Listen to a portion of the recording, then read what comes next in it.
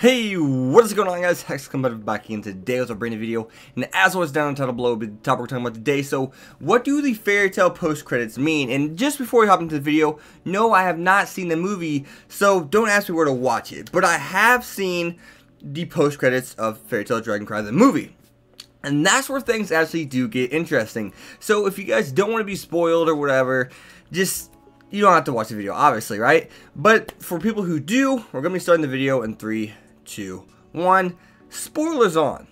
So it's actually linked by one of my subscribers, let me know, and I think it's Adrian on Twitter, but he actually linked me a video of someone who actually was watching, the Fairy Tail Dragon Cry movie in theaters. And the post credits, what do they usually mean? They usually leave something open. Is this post credits at all? It usually leaves like kind of a plot hole untied, or just says, hey, there's more to come. And that's exactly what Fairy Tail Dragon Cry did. And what I'm getting at is we actually see Acnologia and Zeref, and yes, we get to see Acnologia in not dragon form, but human form. Yes, human form, and oh my gosh, by God, he looks so badass.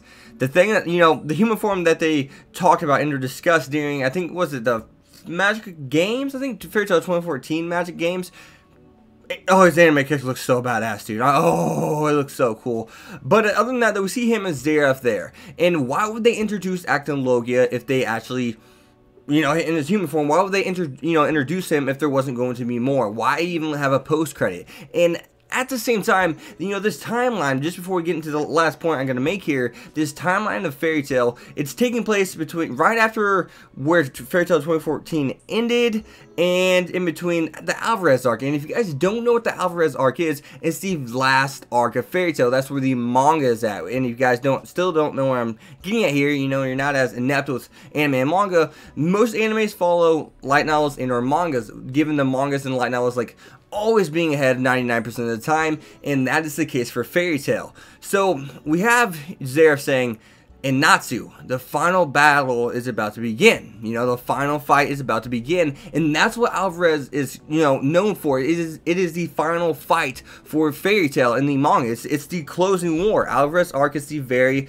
last arc, and that's the arc that the manga is currently on right now. So whenever Zeref says the final battle is about to begin, and we actually see Brandish, and we see the other guy, is it Neville? I believe they wouldn't introduce those new characters at the end either if they weren't hinting at, hey, the Alvarez arc is getting animated. So what does that mean? That means the anime seems, all but certain to return after watching this. So I don't really know what to say.